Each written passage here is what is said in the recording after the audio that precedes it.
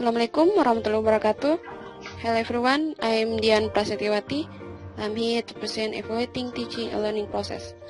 Evaluation in educational setting is the process whereby we seek evidence that the learning experience we have designed for students are effective. According to Patton, evaluation is a process that critically examines a program. It involves collecting and analyzing information about the program's activities, characteristics, and outcomes.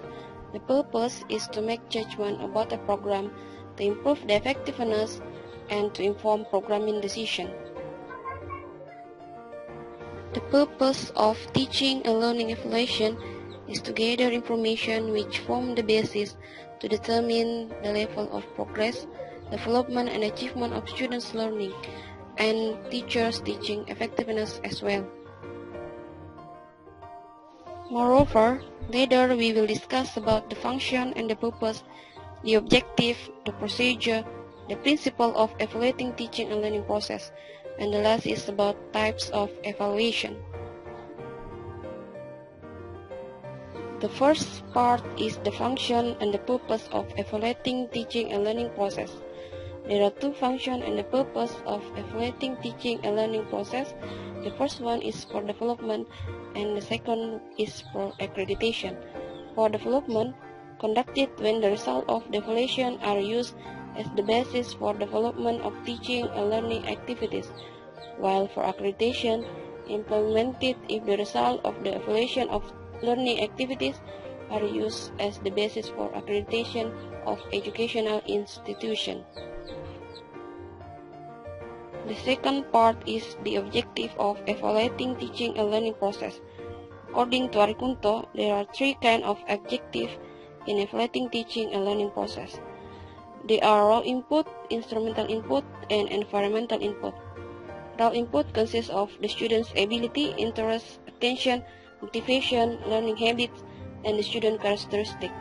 Instrumental input consists of the material or curriculum, teachers or teachers' teaching ability, teaching method or approach, and facilities like lesson tool or media. Environmental input consists of human environment and non-human environment. The third part is the procedure of evaluating teaching and learning process. It consists of 5 stages: drafting the plan, drafting the instrument, collecting the data, analyzing the data, and drafting report of evaluating teaching and learning process. The fourth part is the principle of evaluating teaching and learning process. Tes hasil belajar or achievement test is one of measuring instrument most used to determine the student's success in the teaching and learning process or to determine the success of a program. The basic preparation of tes hasil belajar. Tests should be able to measure what is learned in the teaching and learning process according to the instructional objective which set forth in the applicable curriculum. Tests should be structured in such a way that it actually represents the material that has been studied. The question form of tests should be adapted to the aspect of the expected level of learning. Tests should be prepared according to the intended use of the test. Tests should be adapted to the measurement approach adopted, whether referred to the group or referred to a certain benchmark. And the last, tests should be used to improve the teaching and learning process. The last part is about type of evaluation. There are 5 types of evaluation based on the purpose. The first one is diagnostic evaluation, selective evaluation, placement evaluation, formative evaluation, and summative evaluation. Diagnostic evaluation is aimed at examining the weaknesses of students and contributing factors. Selective evaluation is an evaluation that is used to select the most appropriate students who fit the criteria of a certain activity program. Placement evaluation is an evaluation that is used to place students in a certain educational program in accordance to characteristics of the students. Formative evaluation is evaluation carried to refine and improve the process of learning and teaching.